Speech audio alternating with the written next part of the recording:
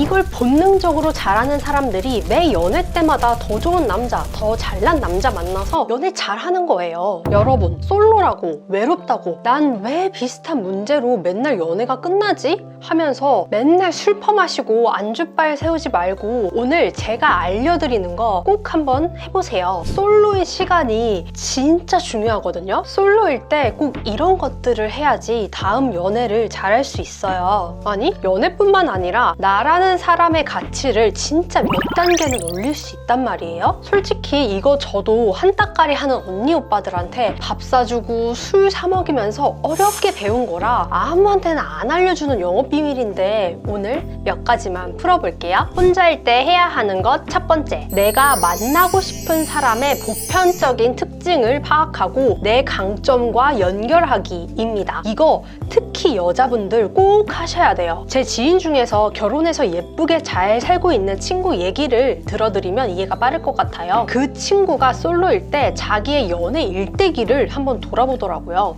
나는 남성성이 좀 강한 남자한테 끌리는구나. 왜? 좀 듬직하게 남자친구이지만 그 이전에 나보다 어른으로서 내가 어떤 문제가 있을 때 실질적으로 조언도 잘 해줄 수 있는 게 나는 좋기 때문이야. 나는 나이 차이가 나는 거를 나는 좀 오히려 좋아하네. 그리고 난 성공 욕구도 강하고 워커홀릭인 사람이 멋있어. 이런 남자는 여자라면 다 좋아하는 거 아니에요? 할 수 있는데 아니에요. 어떤 여자들은 오히려 남자가 너무 바빠서 내가 혼자 있는 시간이 많은 것보다는 돈을 좀 덜 벌더라도 나와 시간을 많이 보내는 게 더 소중한 사람도 있을 수 있죠. 이렇게 내가 끌려하는 남자의 특징을 파악한 뒤에 그 다음에 자기를 점검합니다. 손자병법에도 나오듯이 지피지기면 100점 불태. 적을 알고 나를 알면 100번 싸워도 위태로움이 없다고 하잖아요. 보통 남성성이 강한 남자들은 여성성이 강한 사람한테 끌려하거든요. 청순 가련 이런 쪽보다 좀 섹시한 스타일을 선호하는 분들이 많아요. 나도 원래 페미닌한 스타일을 좋아해.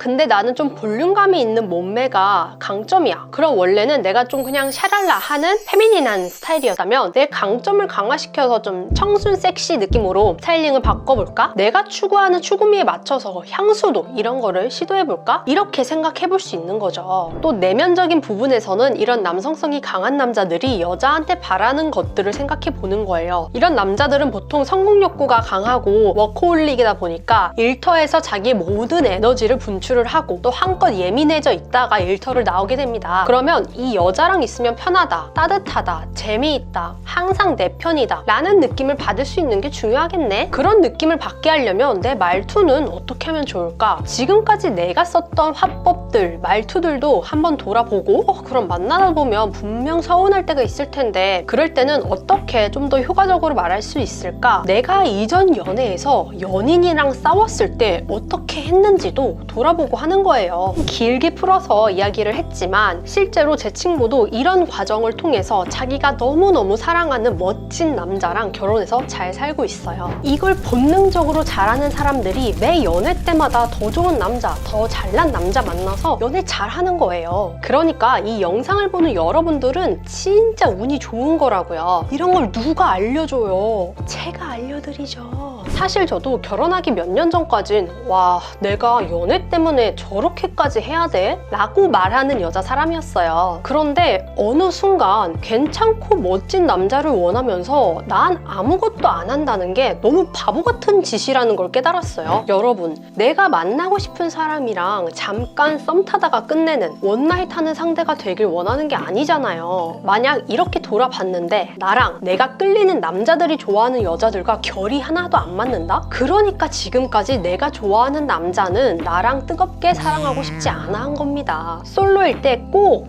내가 끌리는 사람의 특징을 파악하고 내 강점과 결이 맞는 게 뭐가 있는지 생각하고 그걸 강화하는 시간을 꼭 가지세요. 다음 연애를 잘하게 되는 것뿐만 아니라 나라는 사람의 매력도 크게 올라갈 거예요. 솔로일 때 꼭 해야 하는 것 두 번째, 나의 애착 유형 파악하기입니다. 내가 좀 똥짝 콜렉터라거나 짧고 끔찍한 연애를 반복하면서 크게 대인 적이 있는 사람이라면 꼭 집중해주세요. 근데 이럴 때마다 괜찮은 상대를 고르지 못한 탓에 내 연애가 실패했다고 여기는 건 옳지 않아요. 왜냐고요? 그건 그냥 나는 사람 볼 줄 모른다 라는 의미밖에 되지 않기 때문이죠. 이런 연애를 하게 되는 이유는 내가 어떤 식으로 사랑하고 사랑받기를 기대하는지 와 관련이 있습니다. 그리고 이 기대는 어린 시절 깊이 새겨진 이 애착 유형과 연결이 되어 있어요. 애착이론은 1950년대 심리학자 존 볼비가 연구한 인간이 유아기의 관계를 맺는 방식에 관한 과학적인 접근이에요. 애착 유형은 아기일 때 생겨나는데요. 보호자, 그러니까 부모, 조부모, 형제, 자매가 나한테 관심을 보이는 방식에 따라서 결정이 돼요. 이게 성인까지 우리가 다른 사람이랑 소통하는 방식에 영향을 미칩니다. 애착 유형은 3가지로 분류가 되는데 우리가 한 번씩 들어본 불안, 회피, 안정형 이렇게 3가지예요. 안정형은 쉬운데 불안, 회피 이 2가지가 좀 헷갈릴까봐 조금만 더 설명을 할게요. 불안형은 부모가 일관성 없이 들쑥날쑥 관심을 보이는 것을 경험했기 때문에 늘 버려질까봐 두려워합니다. 그런 상황에서 자신을 보호하기 위해 연애에 모든 에너지를 쏟아붓는 경향이 있죠. 이들은 상대가 자신에게 쏟는 관심의 수준에 끊임없이 집착을 하고 상대가 거리를 두기 시작하면 자신은 사랑받을 자격이 없다는 두려움을 크게 느낍니다. 회피형은 관계가 가까워지려는 낌새만 보여도 냅다 탈출 버튼을 누르고 싶어하는 강렬한 충동을 느낍니다. 핵심 생각은 똑같지만 이 믿음의 원인은 이 아이의 감정적인 욕구를 채워주지 않는 태도를 일관성 있게 유지한 부모입니다. 때문에 자연스럽게 이 사람들은 스스로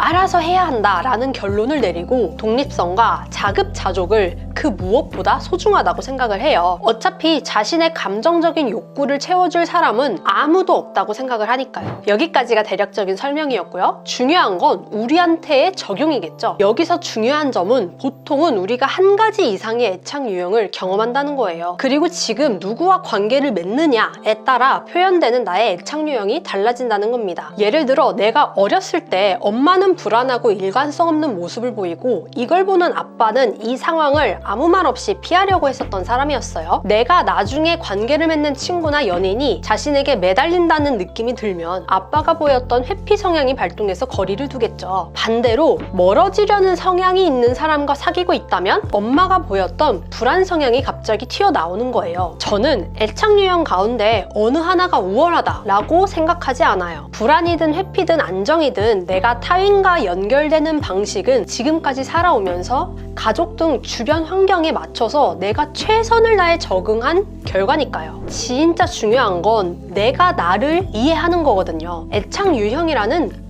도구를 통해서요. 그럼 객관적으로 나라는 사람의 강점, 단점을 알게 되는 거예요. 그럼 뭐예요? 내 단점을 좀 더 나은 방향으로 바꿀 수 있어요. 당장 뿌리채 뽑아버릴 수 없더라도요. 그렇게 되면 어렸을 때 형성된 이 애착 유형을 바꿀 수 있게도 되는 거예요. 여러분, 흠 잡을 데 없는 관계라는 건 존재하지 않아요. 이게 아무리 감정적으로 안정이 된다고 해도 가끔은 연인과 충돌할 일이 무조건 생기거든요. 성공한 관계라는 게 아무 문제도 없는 관계가 아니에요. 건강한 관계의 핵심은 갈등이 생겼을 때 두 사람이 그 갈등을 어떻게 다루는지에 달려 있어요. 이럴 때 유연하게 나와 상대방의 애착 유형을 알면 갈등을 좀 더 현명하게 다룰 줄도 알겠죠? 여러분, 오늘 제 이야기 들어보니까 제가 왜 이렇게 목이 터져라 솔로의 시간이 중요하다고 하는지 좀 아시겠죠? 오늘 제가 알려드린 거 한번 정리해 볼게요. 첫 번째, 내가 좋아하는 사람들의 특징 파악하기. 두 번째, 나한테 적용할 수 있는 포인트 찾기. 세 번째,